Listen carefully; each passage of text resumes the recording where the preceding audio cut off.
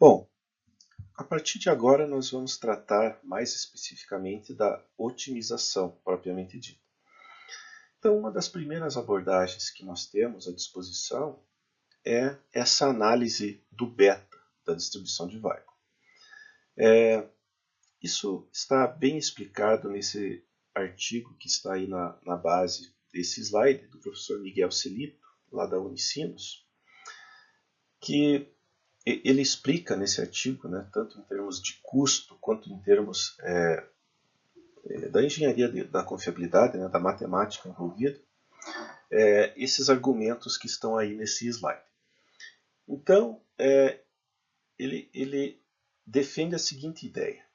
Bom, se você fez uma análise de dados de vida daquele componente, aquele componente segue uma distribuição de Weibull, biparamétrica ou triparamétrica, e o beta deu um valor menor que 1. Bom, se ele deu um valor menor que 1, esse componente, por algum motivo, ele está sofrendo por falhas prematuras. E o que o professor Miguel Celito recomenda nesse caso é manutenção corretiva. Por quê? Porque a taxa de falha está decrescendo. E os motivos aí são problemas de juventude desse equipamento ou desse componente. Ou seja, se eu corrigir essa falha desse componente e fizer uma análise de causas raízes desta falha, teoricamente eu vou corrigir essas causas raízes e essa falha não vai mais acontecer, ou esse modo de falha não vai mais acontecer. E a taxa de falha vai diminuir. Se, por outro lado, o beta é igual a 1, beta é igual a 1 significa que a PDF, né, a função densidade de probabilidade de falha, é uma exponencial. Em numa densidade de falha exponencial, a taxa de falhas é constante, é essa curva em vermelho que está aí no gráfico. Ou seja, eu tenho falhas aleatórias. A taxa de falhas dá para vocês entenderem como uma probabilidade condicional de falha. Dá para pensar assim: dado que o equipamento ou dado que o componente funcionou até hoje, qual que é a probabilidade dele continuar funcionando amanhã? E vejo que isso é constante. Né? Daria para a gente fazer essa frase ao contrário. Né? Dado que ele não falhou até hoje, qual que é a probabilidade dele falhar amanhã? Né? Já que estamos falando de taxa de falhas. E isso é constante. Então, a probabilidade condicional dele falhar em um determinado momento é constante. Então, eu não tenho como otimizar uma coisa que é constante. Né? Então, nesse caso, o professor Miguel Celito ele diz o seguinte: bom, se esse componente que vocês estão tentando estipular para ele uma tarefa de manutenção, ele foi muito importante no processo produtivo, né, ou para o equipamento no qual ele está inserido, vocês vão tentar fazer uma ação, uma tarefa de manutenção preditiva. Nós vamos ter que achar algum parâmetro desse componente para monitorar e recomendar para esse componente uma tarefa preditiva com uma certa com um certo tempo, né? Agora, se esse componente não tiver uma prioridade tão alta, o que nós vamos recomendar para ele, nesse miolo da curva da banheira, com taxa de falha constante, é uma manutenção corretiva também. Agora, se o beta for maior que 1, aí nós temos taxa de falha crescente. A manutenção recomendada aí é uma manutenção preventiva sistemática.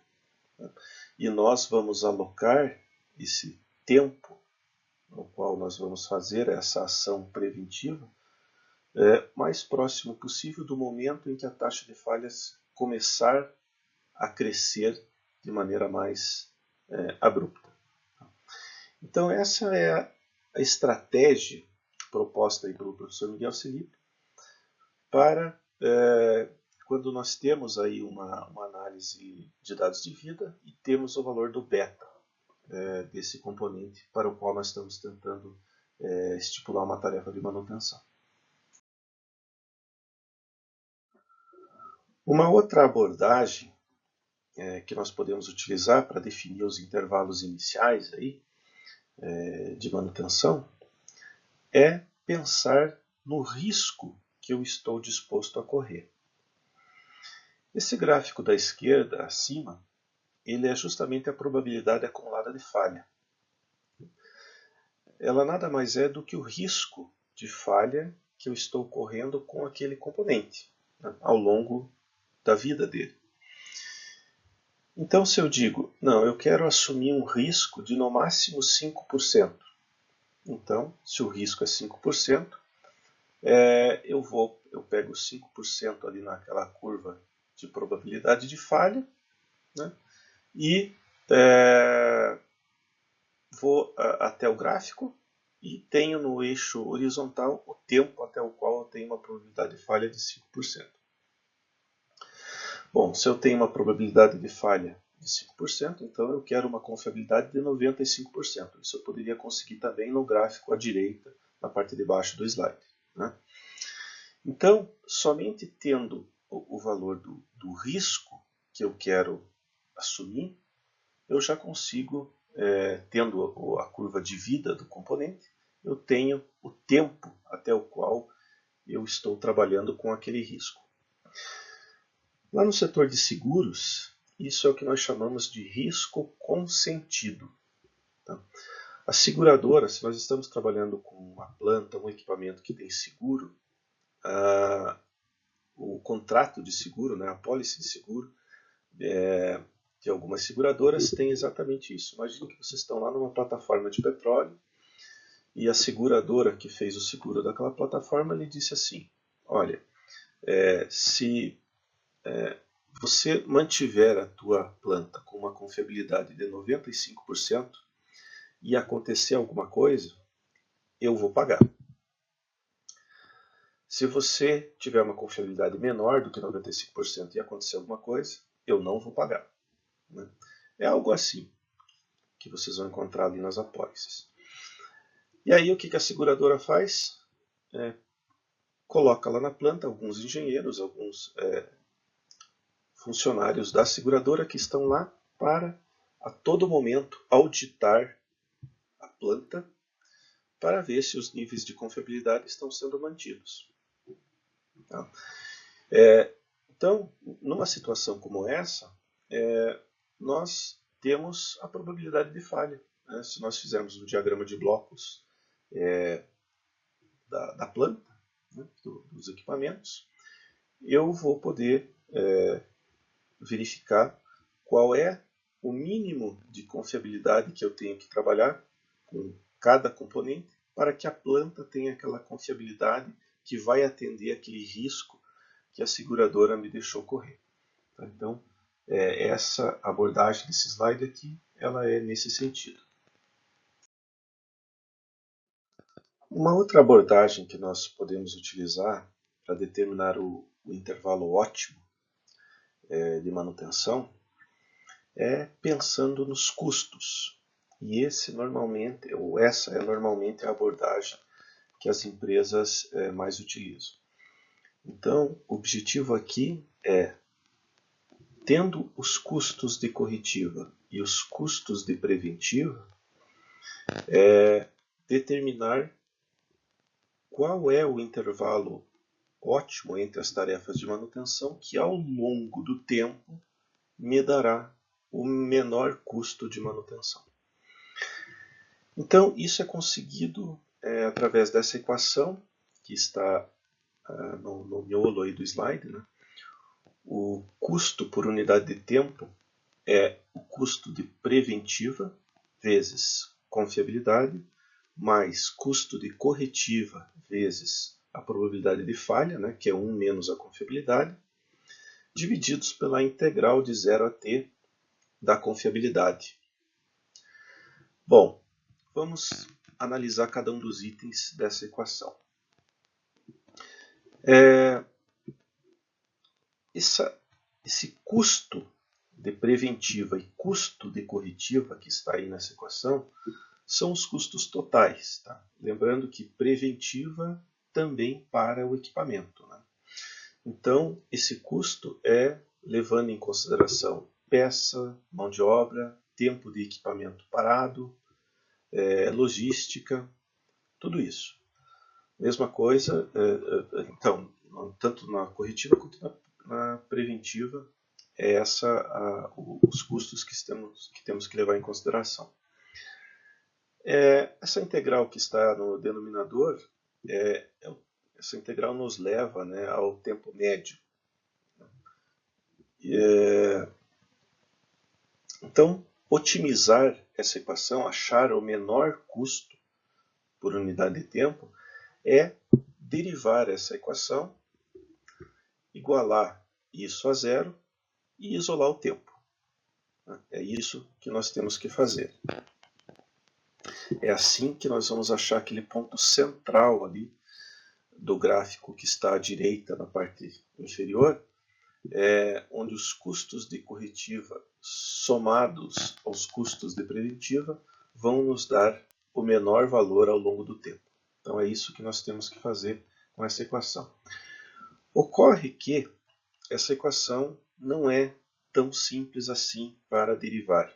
Nós temos ali uma integral nesse denominador, que pode ser inclusive uma variable triparamétrica, e essa derivada ela vai ser indeterminada analiticamente. Nós temos que usar algum método de resolução, por exemplo, Newton-Raphson. E fazer isso na mão é um pouco difícil. Então nós vamos ter que achar uma estratégia. O meu objetivo aqui é fazer isso sem o BlockSim. Né? O BlockSim faz essa integral, faz a resolução dessa equação por simulação. Né? E nós vamos tentar fazer aqui manualmente, né? Quer dizer, manualmente em termos, né? Nós vamos fazer isso no Excel e depois comparar isso com o BlockSim.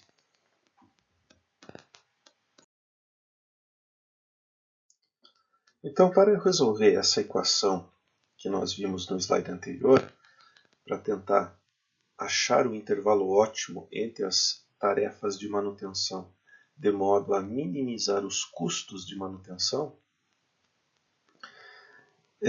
nós vamos ter que fazer isso, se formos fazer no Excel, nós vamos ter que fazer em duas etapas. Primeiro, nós temos que verificar se existe um tempo ótimo. Depois, se existir um tempo ótimo, nós vamos calcular qual é esse tempo ótimo. Então, essa existência ou não do tempo ótimo, nós vamos comprovar com essa primeira equação que está na parte superior esquerda desse slide. É uma inequação, na verdade, que diz o seguinte: para existir um tempo ótimo, o custo de preventiva divididos pelo custo de corretiva tem que ser menor do que meio vezes 1 menos o desvio padrão ao quadrado divididos pela média ao quadrado. Isso vale para qualquer distribuição. Considerando a distribuição de Weibull, a equação, a Weibull triparamétrica, né? As equações para a determinação do desvio padrão e da média são essas equações que estão aí do lado direito.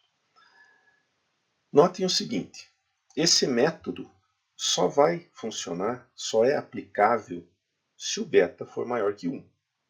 Eu não consigo otimizar um componente cujo beta, não consigo otimizar a manutenção de um componente cujo beta seja menor do que 1. Porque se ele for menor do que 1 ou igual a 1, né? Se ele for menor que 1, ele está lá no começo da curva da banheira. Teoricamente, quanto mais tempo eu deixar para fazer a manutenção, menor vai ser a taxa de falha. Então ali eu tenho falhas prematuras. Né?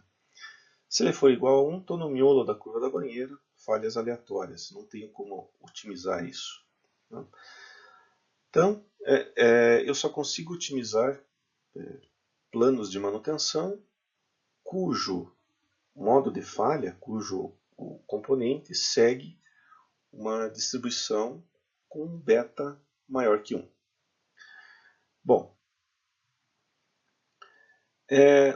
se vocês não quiserem utilizar essa equação que está aí, dá para ir direto no gráfico que está embaixo. Esse gráfico foi traçado usando essa equação aí de cima. O que esse gráfico tem? No eixo vertical, o custo de preventiva dividido pelo custo de corretiva, e no eixo horizontal, o beta.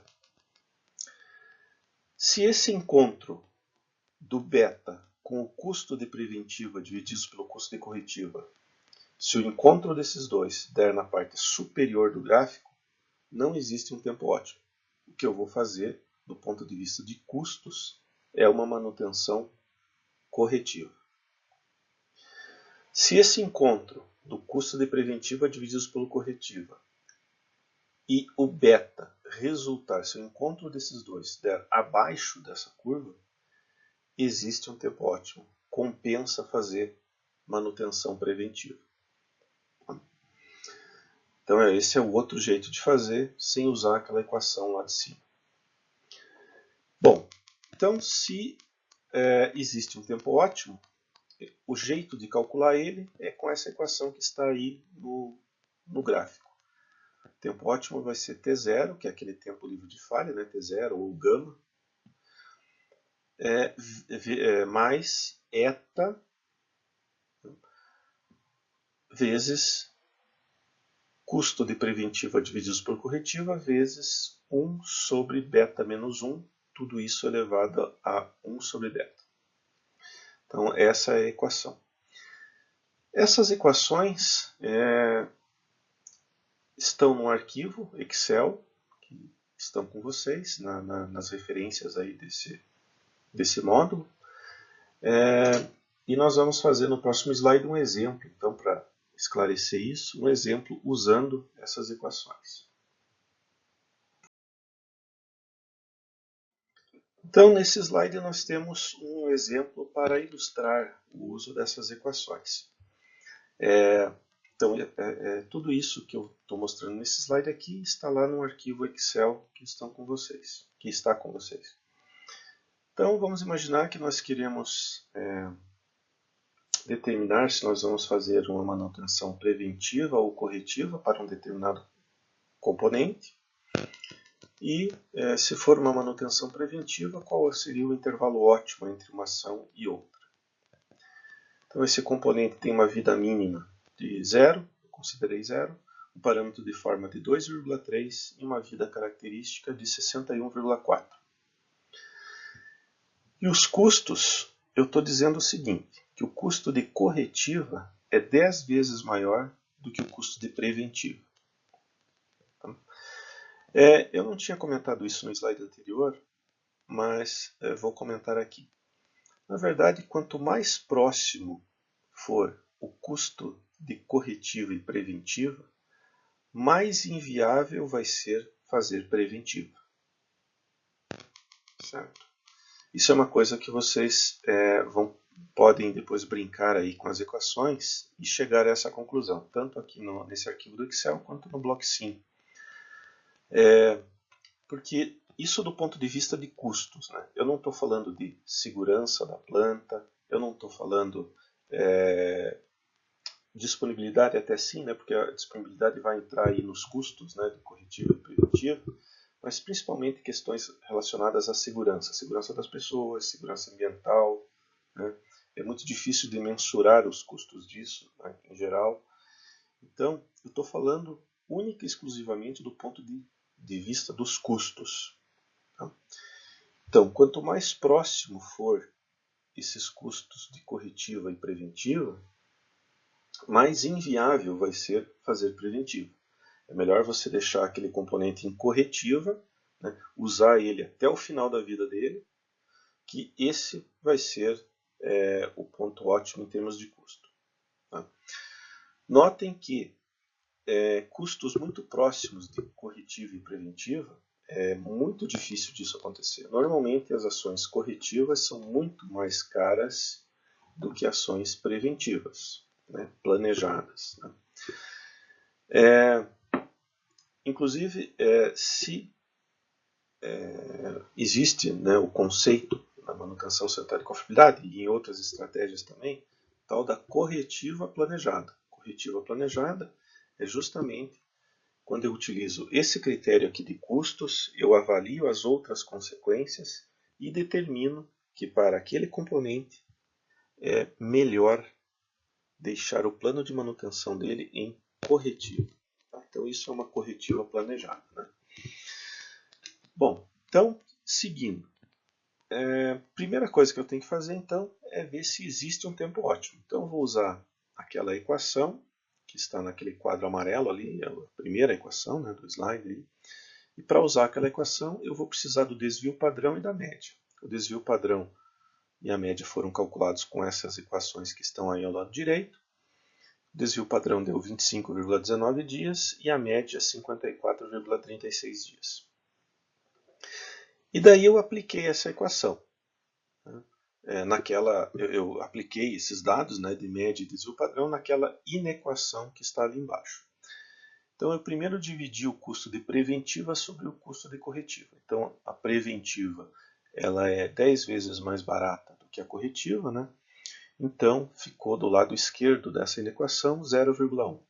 0,1 é menor, tem que ser menor que aqueles valores que estão ali. Meio vezes 1 menos desvio padrão ao quadrado divididos por média ao quadrado. Bom, aquela parte direita da equação deu 0,39. 0,1 é menor do que 0,39? Sim, é menor. Então, existe um intervalo ótimo. Tá? Se essa equação não fosse verdade, não existiria um intervalo ótimo, ou seja, um intervalo ótimo de preventiva, obviamente. Né? Então, se não existe esse intervalo ótimo de preventiva, seria melhor deixar em corretiva. Bom, mas já que existe um intervalo ótimo nesse caso, vamos determiná-lo. Então, usando aquela equação que está ali na parte inferior ali do slide, aplicando os valores que estão lá em cima, vocês vão ver que o tempo ótimo de troca dá 20,08 dias. Se vocês utilizarem o BlockSim para fazer isso, e eu peço que façam para confirmar, vocês vão chegar à conclusão que lá no BlockSim, coloquem um bloquinho lá, né, e com esses dados que estão aí em cima e manda ele calcular o intervalo ótimo. Dá para fazer isso rapidinho lá no BlockSim. Vocês vão ver que vai dar 22,1 dias lá no BlockSim. Ou seja, ficou muito próximo do valor que nós calculamos aqui no Excel. Tá?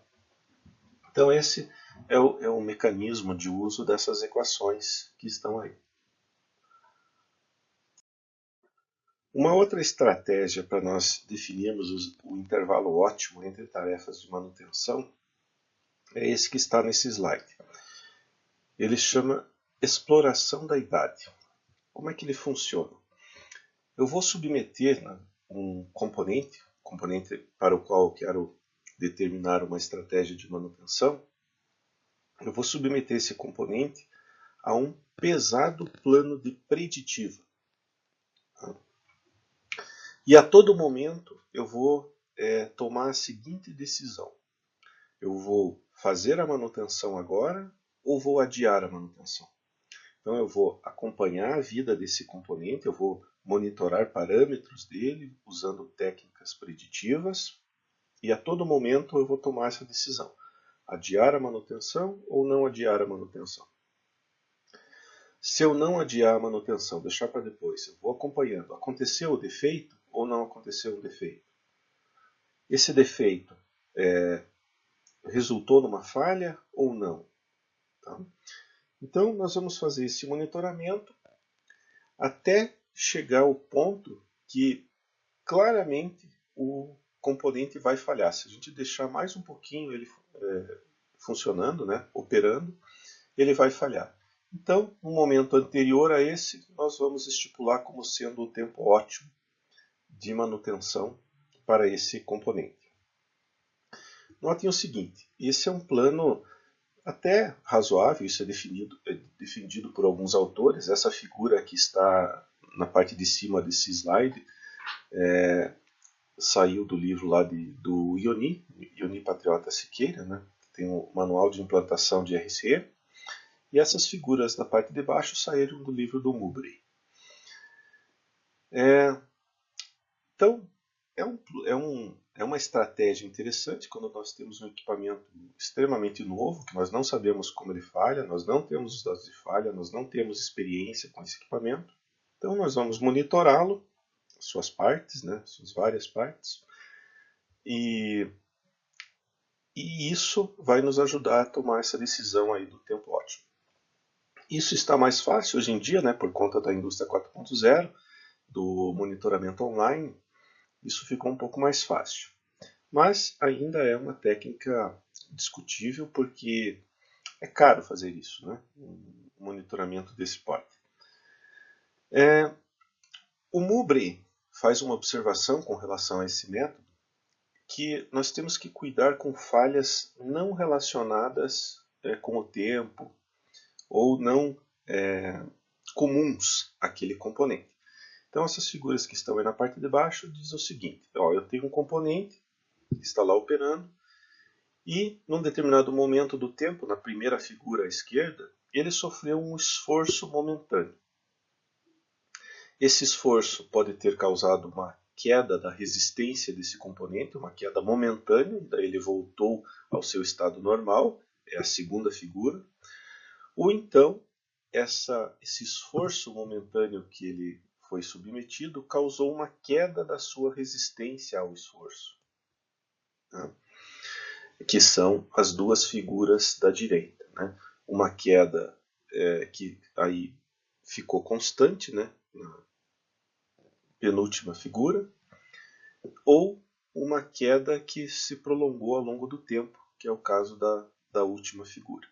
Então, o Mowbray pede para ter cuidado com esse tipo de coisa, porque se o motivo desse esforço aplicado ali foi um motivo aleatório, uma coisa que não vai acontecer sempre com aquele componente, o nosso monitoramento ele ficou mascarado, né? Teve um viés aí. Então nós temos que tomar cuidado para que isso não influencie a nossa decisão do tempo ótimo, usando esse método aqui. Bem, definido então os intervalos entre as tarefas de manutenção, o que nós temos que fazer agora é tentar agrupar essas tarefas de manutenção de forma a aproveitar as oportunidades, né, de intervenção lá no equipamento. Então, qual que é o objetivo de eu agrupar as tarefas? Aliás, antes disso, né, o que é agrupar as tarefas? Fazer determinadas tarefas ao mesmo tempo, tá? Mesmo sendo essas tarefas de naturezas diferentes, por exemplo, elétrica e mecânica, por exemplo. Então, isso é agrupar, e eu vou fazer isso para minimizar os custos, né? Facilitar a logística, né? Interferir o menor possível, o menos possível no processo produtivo. Esses são os motivos de eu querer agrupar as tarefas de manutenção. Só que para fazer isso, algumas questões nós temos que observar. A primeira delas, esse item 1 que está aí, conflitos técnicos, operacionais e gerenciais. Pode ser que do ponto de vista da manutenção, fazer aquela atividade em um determinado momento seja bom, mas do ponto de vista operacional talvez não seja o melhor momento, porque a operação tem que produzir lá alguma coisa para a etapa seguinte, ou está passando por um momento de uma demanda maior, enfim. Então, pode existir esses conflitos técnicos e operacionais que, em geral, vão ter que ser resolvidos aí pelos níveis gerenciais. Uma outra coisa que nós temos que observar é que esse agrupamento tem que levar em conta questões holísticas. Nós temos que ver as relações interdepartamentais e logísticas que vão se envolver com esse agrupamento de tarefas. O que eu quero dizer com isso? Pode ser que agrupar tarefas demande lá do setor de compras, por exemplo, um volume de trabalho para o qual ele não está preparado. Ou então a logística de peças e de pessoal num agrupamento muito grande, demande certas coisas para as quais eles não estão preparados. Então a gente tem que ver até que ponto esse agrupamento de tarefas não vai impactar negativamente no dia a dia da empresa. Uma outra coisa que nós temos que levar em consideração é a questão do tipo de processo, se ele é um processo contínuo ou um processo embatelado. Um processo contínuo é mais difícil, né, de nós acharmos aí um momento bom para fazer várias tarefas ao mesmo tempo. O processo de batelada, em geral, é mais fácil, né? Entre uma batelada e outra, nós podemos alocar ali algumas tarefas de manutenção e é um bom momento ali para fazer esse agrupamento e utilizar esse espaço. Uma outra coisa que nós temos que ver é normas que devem ser atendidas. Em geral, quando nós estamos agrupando junto com tarefas mais simples, uma tarefa que demanda uma normalização muito rigorosa, do ponto de vista ambiental, do ponto de vista de segurança, essas questões de norma vão ter que ser atendidas para todo o grupo de atividades. E isso pode não ser muito viável. Então, cuidado ao agrupar esse tipo de tarefa. Uma tarefa que tem requisitos de segurança muito rígidos junto com tarefas que são mais simples. Tá? Não é uma boa estratégia fazer isso, em geral. Uma outra questão que nós temos que pensar quando nós formos agrupar as tarefas é o ciclo de demanda desse produto no mercado. Né? O caso clássico, né, o exemplo clássico disso aqui é uma fábrica de sorvete. Então, eu não vou fazer um agrupamento de tarefas que vai me demandar um dia inteiro de manutenção em pleno verão, né, numa fábrica de sorvete. Então, essa demanda do produto no mercado, eu tenho que tentar alocar as minhas tarefas fora desse período. Uma outra questão, tem um pouco a ver ali com o que eu falei anteriormente, é o suprimento de material de consumo e peças sobressalentes. Pode ser que um agrupamento de tarefas demande um material de consumo e peças para os quais a empresa não está preparada para atender essa demanda. Então, cuidado novamente com essa questão. E por último, a viabilidade técnica e gerencial de execução da tarefa. O que eu quero dizer com isso? Imaginem que para um determinado componente vocês agruparam uma tarefa que deve ser feita pelo eletricista e uma tarefa que deve ser feita pelo mecânico.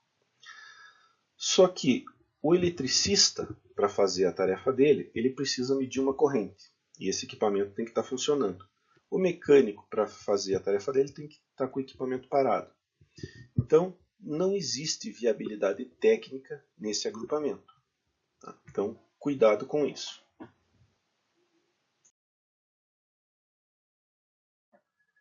Quanto ao preenchimento do formulário, com relação a essa questão do agrupamento, esse slide mostra um exemplo de como fazer isso.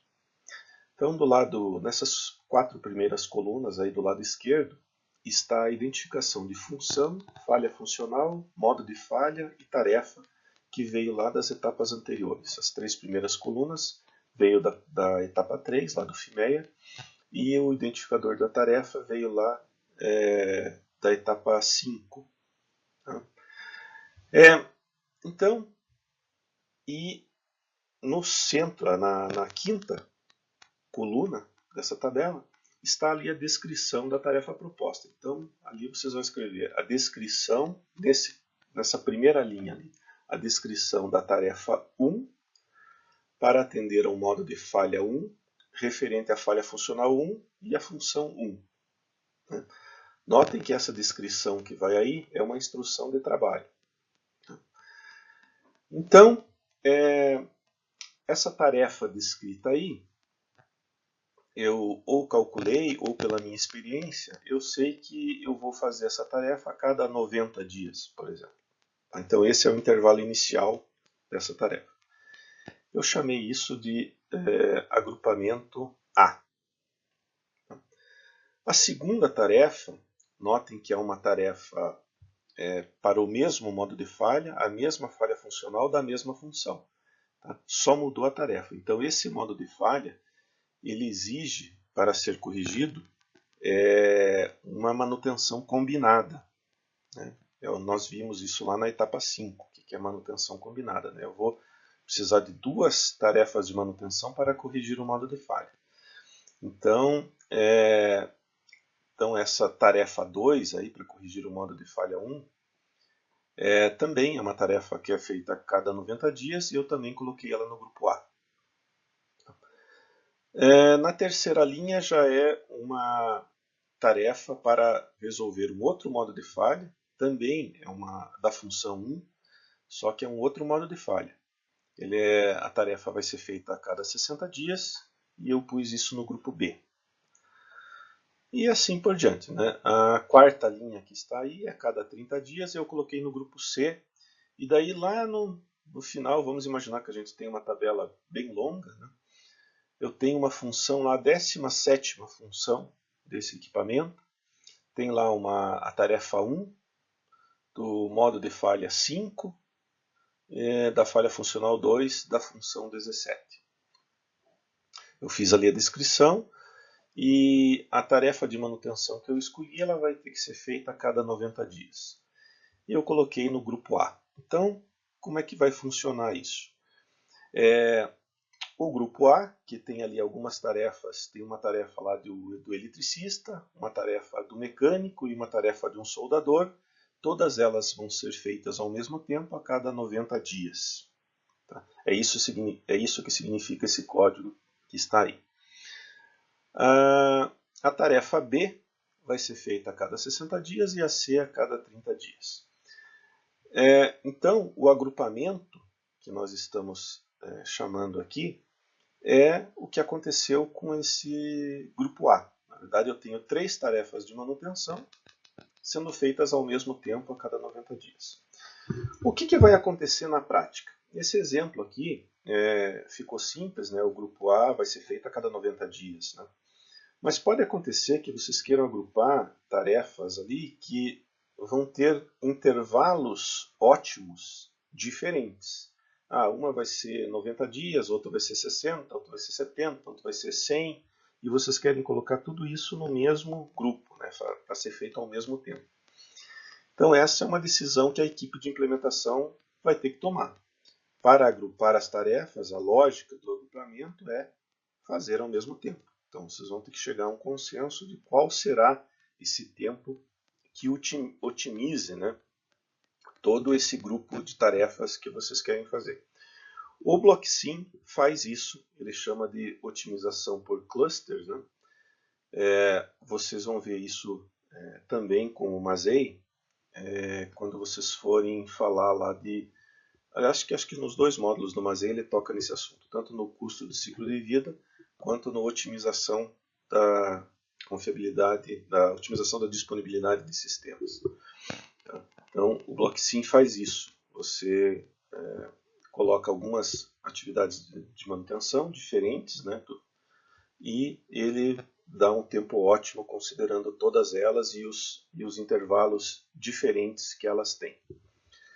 Então, esse slide é um exemplo de como preencher essa questão do agrupamento das tarefas. Tá? Notem o seguinte também. No título ali dos intervalos, está escrito ali, intervalo inicial. Por que intervalo inicial? Porque, na verdade, se espera que depois de implantado o programa de manutenção central de confiabilidade, se faça uma coleta de dados mais rigorosa, que em geral esse intervalo inicial é feito pela experiência, né, dos manutentores. Então, após implantado o programa de RCM, se faça uma coleta de dados mais elaborada, mais criteriosa, para definir os intervalos ótimos de maneira mais correta. Tá? Então, por isso que nós chamamos esse intervalo aí de intervalo inicial. É o início do programa de RCM, na verdade. Né? Nós estamos implantando isso dessa forma e ao longo do tempo isso vai ter que ser revisto, né? Para ver se esse intervalo se mantém ou não.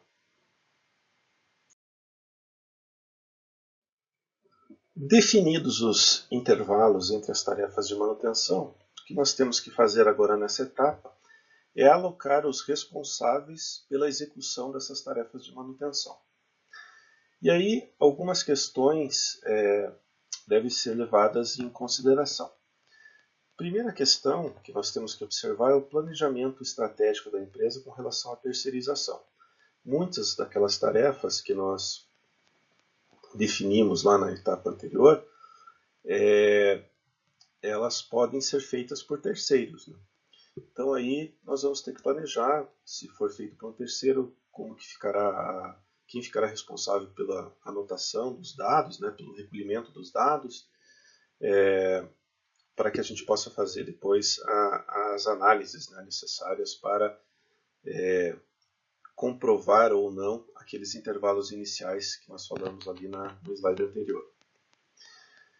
Uma outra questão que tem que ser observada é com relação à complexidade da tarefa. Cuidado ao alocar certas tarefas, principalmente aquelas tarefas operacionais, né, que vão ser feitas pelo operador. Tarefas operacionais não devem ser muito complexas, né? Veja que o operador está lá na planta para operar o equipamento, né, e não para fazer manutenção. Então, as tarefas operacionais, elas não podem ter uma complexidade que demande um tempo muito grande, né, do operador para executá-las. Uma outra questão é o tamanho da equipe, né? Isso tem uma influência direta aí nos intervalos iniciais das tarefas. Dependendo de como ficar essa alocação das tarefas ao longo do tempo, pode ser que a equipe não dê conta, né, do trabalho. Em geral, o que se observa aí com a experiência de implantação de RCM é que normalmente a equipe que uma empresa tem antes da implantação do RCM, ela fica um pouco superdimensionada com relação ao plano de RCM. Tá? Então, em geral, é isso que acontece. Então, isso aqui, em geral, não é um problema assim tão grave. Uma outra questão que tem que ser observada é a relação custo-benefício de alocação da responsabilidade. O que eu quero dizer com isso? Vocês não vão colocar um engenheiro para fazer um trabalho de estagiário e nem um estagiário para fazer um trabalho de engenheiro. Quer dizer, uma análise de vibração, por exemplo, super complexa, uma análise termográfica, isso demanda certos conhecimentos que não é qualquer profissional da equipe que vai ter para fazer isso. Então, cuidado nessa questão aí dessa alocação de responsabilidade. E por último, a questão de treinamento, né, dos responsáveis pela tarefa. Seguramente vocês vão notar com a implantação de um programa de RCM que muitas tarefas serão modificadas com relação ao que já se está sendo feito. Então as pessoas vão ter que ser treinadas, particularmente o operador. Se tiver alocação de serviços operacionais, né, tarefas operacionais, né, ou seja, aquelas tarefas que vão ser feitas pelo operador, e esse operador não está acostumado a fazer isso, ele vai ter que ser treinado.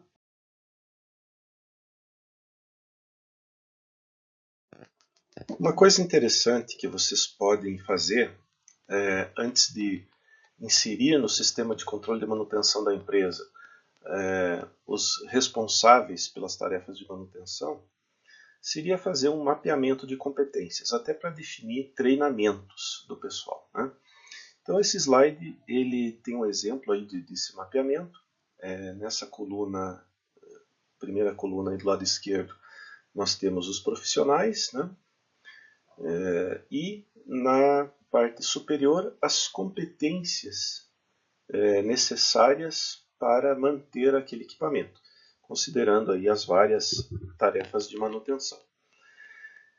E esses símbolos que estão aí no centro dessa tabela, eles vão indicar o seguinte, que aquele profissional não sabe fazer aquela tarefa, né, e nesse caso a pontuação seria 0, ou então sabe fazer, só que sem ser autônomo, né, ele precisa da ajuda de alguém, nesse caso uma pontuação 1, ou então ele é autônomo, nesse caso uma pontuação 3, ou sabe fazer e ensinar é uma pontuação 5, e se ele é um expert naquela competência, vai ter uma pontuação 10.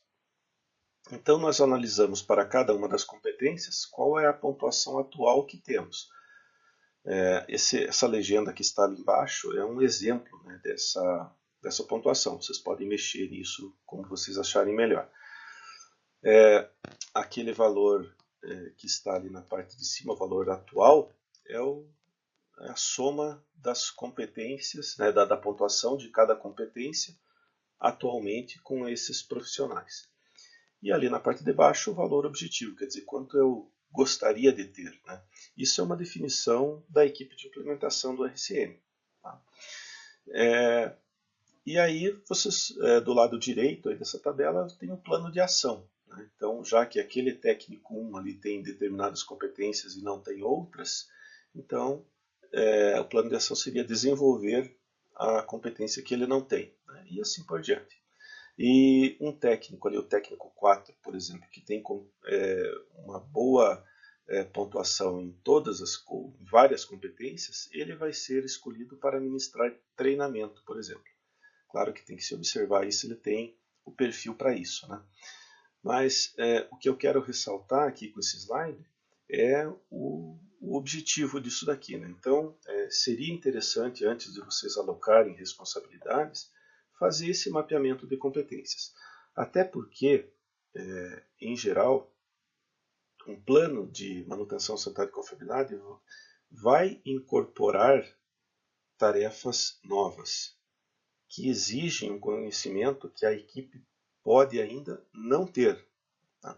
Por exemplo, não é toda a equipe que sabe fazer termografia ou uma análise de vibração. Tá? Se a empresa optou por fazer isso é uma nova estratégia, né, de gestão da falha, bom, as pessoas vão ter que ser treinadas para fazer isso. Né? Como é que faz termografia, como é que faz análise de vibração?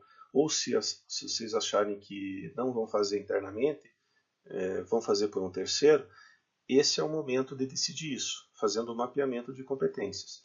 Né? Se vocês acharem que estão preparados para fazer isso internamente, compra-se os equipamentos e desloca-se um profissional para fazer isso. Tá? Então esse é o objetivo aí do mapeamento de competências. Ainda dentro da otimização aí das equipes de manutenção, algumas bibliografias trazem alguns métodos para nós definirmos se o tamanho da equipe de manutenção está adequado ou não. Tá? Então, para isso, para a gente usar esse método, vamos pensar o seguinte, vamos pensar em ordens de serviço chegando lá no setor de manutenção. Tá? O objetivo desse método é definir a probabilidade de eu conseguir atender essas ordens de serviço que estão chegando. Tá? Então pense no seguinte, as ocorrências dessas ordens de serviço, de chegada dessas ordens de serviço, são independentes ao longo do tempo. Ou seja, o que eu quero dizer com isso? Se num determinado dia chegou 3 ordens de serviço de um determinado modo de falha, não significa que no dia seguinte vão chegar as mesmas 3 ordens. Pode ser que chegue 0, pode ser que chegue mais que 3. Né? Então, essa ocorrência ela é independente ao longo do tempo. Uma outra coisa, a probabilidade de chegar 2 ou mais ordens de serviço ao mesmo tempo é praticamente 0. Ou eu diria que é 0. Porque vai ser quase impossível chegar 2 ordens de serviço no mesmo microsegundo. Você vai conseguir estabelecer, quer seja por prioridade, quer seja pelo tempo mesmo, qual que chegou primeiro ou qual que vai ser atendida primeiro. Esse método aqui, ele considera a teoria das filas, né? FIFO nesse caso, né? First in, first out. Então, teoricamente, as primeiras ordens de serviço que vão chegando são as primeiras a serem atendidas. Uma outra coisa que nós temos que pensar é a média de ocorrência de chegada dessas ordens de serviço, elas são razoavelmente constantes ao longo do tempo. que eu quero dizer com isso? Imagine um período muito longo, um período de 1 ano, aí, né, ou mais até. Se vocês fizerem a média de ordens de serviço por dia ao longo de 1 ano, provavelmente no ano seguinte, se a produção não mudou, se eu estou produzindo o mesmo produto, com a mesma demanda, com as mesmas pessoas, é de se esperar que essa média fique muito próxima de um ano e de outro. Então, o atendimento a essas 3 considerações nos permite utilizar uma distribuição de falhas, uma distribuição discreta, chamada distribuição de Poisson. Ela vai nos permitir calcular ou determinar as chances, a probabilidade que eu tenho, né, de atender a um determinado número de ordens de serviço com a equipe de manutenção que eu tenho no momento. E daí eu posso avaliar se esse percentual for grande, no sentido de eu não atender, aí eu vou optar por aumentar essa equipe de manutenção. Caso contrário, eu vou manter ou até poder diminuir a equipe de manutenção, mantendo lá um certo nível de probabilidade de atendimento a essas ordens de serviço. A distribuição de Poisson, então, ela calcula qual é a probabilidade de um evento ocorrer um certo número de vezes em um intervalo de tempo, quando a taxa de ocorrência ao longo de um tempo grande ela é fixa e constante. Então, a equação da distribuição de Poisson é essa que está ao lado esquerdo nesse quadro amarelo. Então, a probabilidade de um determinado evento X ocorrer é lambda, que é a taxa de ocorrência desse evento, elevada a x, vezes e elevado a menos lambda, divididos por x fatorial. Esse x que está aí nessa equação é o número de ocorrências do evento em um determinado intervalo de tempo. Esse evento, para nós aqui, vai ser a chegada de ordens de serviço, lá no setor de manutenção. E notem o seguinte, esse x ele é uma variável aleatória discreta. Se é o número de ordens de serviço que estão chegando lá, no setor de manutenção, não faz sentido o x ser um valor meio, por exemplo. Não existe meia ordem de serviço. Né? Então, é um valor discreto, variando de 0 até infinito, mas um valor discreto. Um valor inteiro, né? Esse lambda que está aí na equação é a taxa de ocorrência desse evento. Tá? Então, é o número de ocorrências por hora, por dia, por mês, como vocês acharem melhor de fazer o cálculo. Então, essa distribuição de Poisson, o gráfico dela, diferente do que nós estamos acostumados, porque normalmente nós trabalhamos com distribuições contínuas, né? O gráfico da distribuição de Poisson é um gráfico de barras como esse que está aí embaixo. Cada barrinha dessa representa a probabilidade de um determinado número de eventos. Então, aquela barra que está no 0 é a probabilidade de 0 ordens de serviço chegar lá num determinado dia. A barrinha do 1 é a probabilidade de chegar uma ordem de serviço. E assim por diante. Note que a somatório das probabilidades de todas as barrinhas, de 0 até o infinito, vai dar 1, né? 100%. É a área embaixo do gráfico. Se eu quero calcular uma determinada probabilidade, por exemplo, de x ser maior do que um determinado número k, é o que está naquela equação ali em cima do gráfico, eu vou fazer, vamos supor que esse k seja, por exemplo, 3. Né? Então, qual que é a probabilidade do número de ordens de serviço que chega no setor de manutenção ser maior que 3?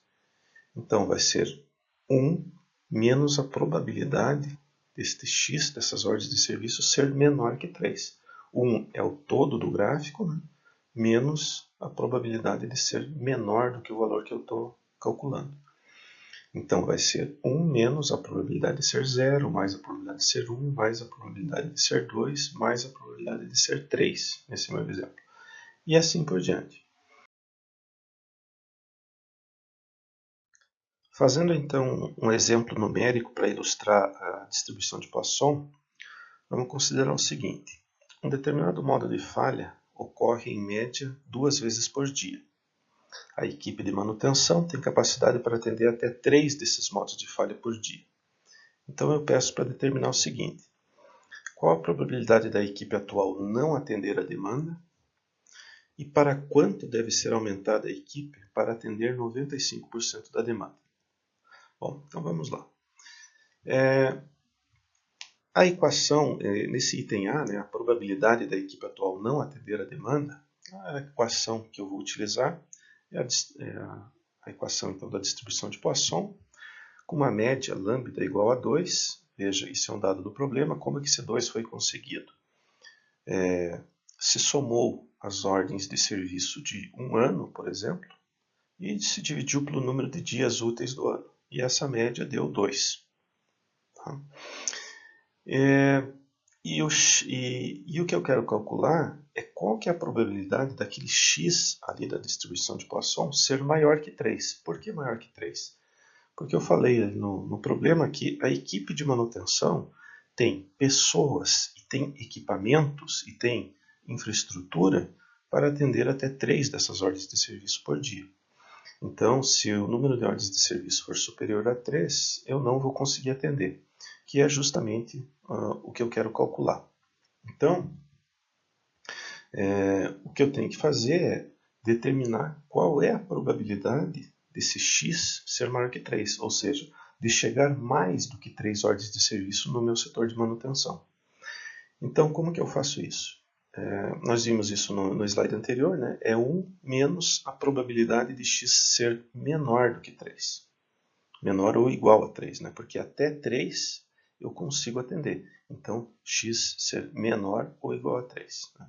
1 menos isso. Então, a probabilidade de x ser maior que 3 é 1 menos a probabilidade de x ser 0, mais a probabilidade de x ser 1, mais a probabilidade dele ser 2, mais a probabilidade dele ser 3. Fazendo essas continhas com os dados ali do problema, nós vamos chegar à conclusão que a probabilidade do x ser maior que 3 é de 14,29%. Ou seja, com essa média de ordens de serviço que chegam por dia no setor de manutenção e com a infraestrutura que eu tenho atualmente, ou seja, para atender 3 ordens de serviço por dia, eu tenho 14,29% de chances de não atender a demanda em um determinado momento aí do tempo. Então, com isso a gente resolveu o item A. O item B pede o seguinte: eu quero saber para quanto que eu tenho que aumentar a equipe, que hoje tem capacidade para atender até 3 modos de falha, para quanto eu tenho que aumentar essa equipe para atender 95% da demanda. Ou seja, eu não quero atender somente 5%. Eu quero ter uma chance de no máximo 5% de não atender a demanda. Vejam que atualmente essa probabilidade de eu não atender a demanda está em 14,29. Eu quero que seja no máximo 5. Então, o que eu tenho que fazer é o seguinte: se eu quero atender 95% da demanda, eu tenho que determinar até quantas ordens de serviço eu tenho que aumentar a capacidade da minha equipe para que dê os 95% da demanda. Então, o que eu vou fazer vai ser um somatório, né? Isso vai ter que ser interativo, né? Por tentativa e erro aí. Eu vou somando as capacidades para atender 0 ordens, mais para atender 1 ordem, 2 ordens, 3 ordens, 4 ordens e assim por diante, até eu chegar num valor de 95%. Vejam que até 3 eu já sei que eu só estou atendendo em torno de 85% da demanda. Isso para mim é pouco. Eu quero 95%. Então, consequentemente, eu tenho que ter capacidade para atender mais do que 3 ordens de serviço por dia. Então, é essa conta que nós vamos fazer então, no próximo slide desse problema aqui. Então, a partir da equação do slide anterior, essa que está abaixo da tabela, foi possível então montar essa tabela que está aí em cima no Excel, onde a primeira coluna, taxa, ela é constante, foi um dado do problema, ela é constante e igual a 2. A segunda coluna é o número de eventos. Então, eu variei de 0 até 10. Entendo esse número de eventos assim. O 0 é qual é a probabilidade de chegar 0 ordens de serviço. Qual a probabilidade de chegar 1 ordem de serviço. Qual é a probabilidade de chegar 2 e assim por diante. Então, esse valor da probabilidade está na terceira coluna. Então, usando lá a equação da distribuição de Poisson, a probabilidade de chegar 0 ordens de serviço é 0,1353, a probabilidade de chegar 1 é 0,27067 e assim por diante. Na quarta coluna estão esses mesmos valores, só que em percentual, e na última coluna o valor acumulado. Então, esses valores acumulados é o somatório, né, de tudo que aconteceu até aquele determinado número de eventos. Então, a probabilidade acumulada de ser 0 é 13,53, porque não tem nada antes dele, né? A probabilidade acumulada até um evento é a probabilidade de 0 mais a probabilidade de 1, esse valor deu 40,6. A probabilidade de ser até 2 eventos é a probabilidade de 0 mais a probabilidade de 1 mais a probabilidade de 2 eventos. Isso deu 67,67. A probabilidade de ser até 3 eventos deu 85,71. Veja que esse é um valor complementar que nós tínhamos achado lá no item A do slide anterior. Nós vimos que a probabilidade de eu não atender um número maior do que 3 eventos deu 14,29. Esse justamente é o valor complementar aí do 85,71, ou seja, somando os dois dá o 100%. E aí vem o que eu pretendia calcular nesse item. Então, se eu aumentar a minha equipe de manutenção para atender até 4 eventos por dia, ou seja, 4 ordens de serviço chegando no setor de manutenção por dia, eu vou atender a 94,73% dos casos de ordens de manutenção. Se eu aumentar a minha equipe com pessoas, estrutura, equipamentos para atender até 5 ordens de serviço por dia, eu vou estar atendendo a 98,34% dos casos. Então, a pergunta do item B era até que valor eu tenho que aumentar a minha equipe para atender 95% dos casos. Então, eu diria que esse número ficaria entre 4 e 5, né? Ou acho que mais conservador aí poderia aumentar para 4, que já estaria muito bom. Então, se eu aumentar a estrutura da minha equipe de manutenção, com pessoas, equipamentos, para atender até 4 ordens de serviço por dia, ao longo do tempo, um tempo longo, né, eu vou atender 94,73% dos casos de ordem de serviço que chegarem no setor de manutenção. Então essa é a lógica aí da distribuição de Poisson. Esse gráfico de cima, do lado direito, no canto superior direito, são os valores individuais, né, dos eventos, né, de 0 até o 10. Veja que a partir do 8 ali fica muito próximo de 0, né, a probabilidade já começa a tender a 0. E o gráfico de baixo, além do gráfico de barras que está acima, ele mostra o valor acumulado, que é essa curva em vermelho. Né? Essa curva em vermelho foi traçada com base nos valores da última coluna da tabela que ali está. Para concluir, então, essa nossa etapa 6, eu gostaria de trazer aqui alguns fatos para nós refletirmos um pouquinho. Então, esse slide aí nos mostra a produtividade da mão de obra na manutenção no Brasil. Tá? Tanto o documento nacional como esse link que está aí embaixo no canto inferior direito do slide, essas fontes, né, o documento nacional e esse site, nos dizem que a média de produtividade da mão de obra na manutenção no Brasil é em torno de 35%. Notem que isso é uma média, né? Então depende de setor para setor, alguns setores estão melhores do que isso, outros estão piores. De qualquer forma, é um valor relativamente baixo, né? O que nós entendemos por produtividade da mão de obra? Esse é um conceito também bem criterioso e talvez por isso esse valor é tão baixo, né, para a realidade do Brasil. Nós entendemos por produtividade da mão de obra o tempo em que o profissional se ocupa efetivamente com as atividades para as quais ele foi contratado. Ou seja, produtividade da mão de obra na manutenção, nessa nossa definição, é aquele tempo que o manutentor está efetivamente fazendo trabalhos de manutenção, consertando equipamento, corrigindo falhas. Tá? Nos artigos em língua inglesa, vocês vão ouvir esse termo como rent time. Tá? Eu traduzi assim meio que despretensiosamente como tempo na ferramenta. Rent é chave inglesa, né? Então essa tradução fica meio estranha, mas é uma expressão idiomática, né? É o equivalente ao que nós chamamos aqui do Brasil de mão na massa, né? É o tempo no qual o manutentor está com a mão na massa, né? Fazendo o trabalho dele de manutenção.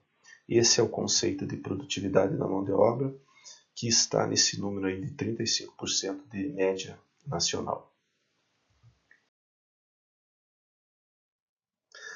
Detalhando então um pouquinho mais o slide anterior, esse slide aqui eu trago alguns números para nos aprofundarmos um pouco mais na questão da improdutividade então, da mão de obra.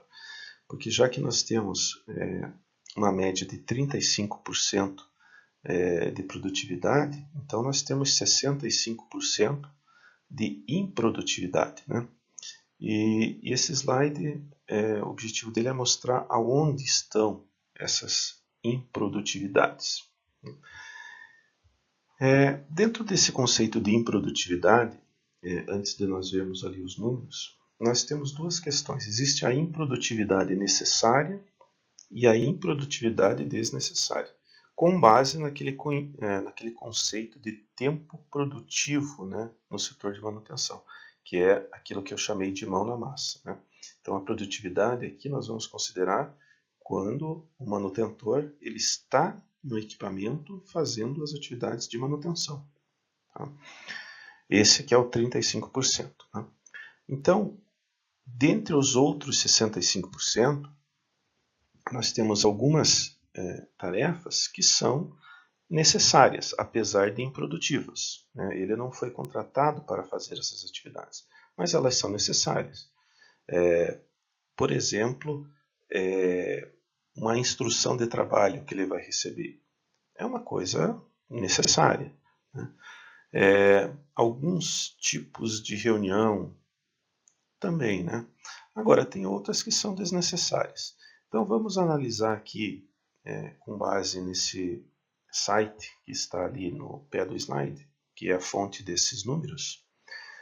Vamos ver o que são aqui as improdutividades. Então, começando ali pelo lado direito, 35% a gente já viu, né, o tempo de produtividade da mão de obra.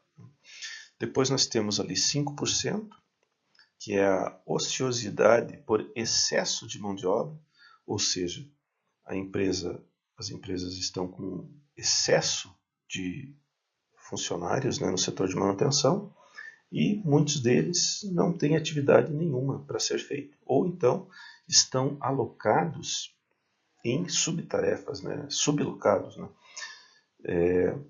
desenvolvendo atividade muito aquém daquelas que eles estariam preparados para fazer. 12% dessa improdutividade está na obtenção de ferramentas e materiais, ou seja, um tempo que o manutentor gasta procurando ferramentas, procurando materiais, procurando peças de sobressalente, etc. Tá? 15% dessa improdutividade está alocada para deslocamento até o equipamento. Ou seja, isso aqui é principalmente em plantas grandes, né, com o setor de manutenção centralizado. Muitas vezes o deslocamento até o equipamento não é uma tarefa assim muito simples, né? Ela demanda um certo tempo. Então 15% está aí. 8% está em atrasos de coordenação entre as atividades. Ou seja, o que é isso aqui? O operador vai até o equipamento para fazer uma determinada manutenção, só que aquele equipamento ainda não está parado, ainda não está preparado pelo operador para receber a manutenção, por exemplo. Ou então, nós agrupamos algumas tarefas e esse agrupamento causou um descompasso ali das atividades. Um precisa que o equipamento esteja operando, outro que o equipamento esteja parado, e daí um tem que ficar esperando o outro. Então, a coordenação entre as atividades não está boa. Seguindo ali na sequência, 5% da improdutividade está também em recebimento de instruções. É um tempo que o manutentor gasta recebendo instruções da chefia, dos níveis gerenciais, algumas aí reuniões também, né? Algumas, claro, necessárias, outras nem tanto. Os outros 5% ali, ociosidade, né? Dispersão, ou seja, realmente não tem nada para fazer e o manutentor fica ocioso por um determinado tempo. 10% são pausas autorizadas, né? Pausas para descanso, ginástica laboral, por exemplo, e outros, né? Então, 10% aí de ociosidade. E, por último, 5% para início tardio e término adiantado das tarefas. Ou seja, essa tarefa, né, o dimensionamento do tempo para ela, foi dimensionado de forma equivocada, quer dizer, permite o operador, o manutentor, melhor dizendo, chegar lá na tarefa, para executar a tarefa depois do tempo, e mesmo assim ele ainda termina antes, né? Isso se deve a dois motivos, ou um dimensionamento equivocado, ou realmente o manutentor pode estar fazendo algo errado, né? Ele está pulando alguns procedimentos, ou até o próprio procedimento que foi escrito lá nessa etapa 6, né, a descrição da tarefa, ele está muito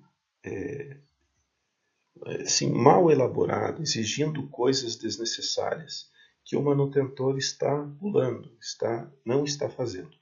Então aí, inclusive nesse caso, cabe aí alguma auditoria disso, né, para ver o que está acontecendo, né, com essa descrição dessa tarefa, né, que na verdade é a instrução de trabalho para o manutentor. Então, o objetivo desse slide é para vocês pensarem nisso, né? Vejam na empresa de vocês, ou quando vocês forem implantar um plano de RCM, né? Como que está essa questão da produtividade da equipe de manutenção. Tá? Bom, então agora vocês estão preparados para preencher esse formulário que está nesse slide, que é o formulário da etapa 6 para o sistema que vocês escolheram para implantar o RCM.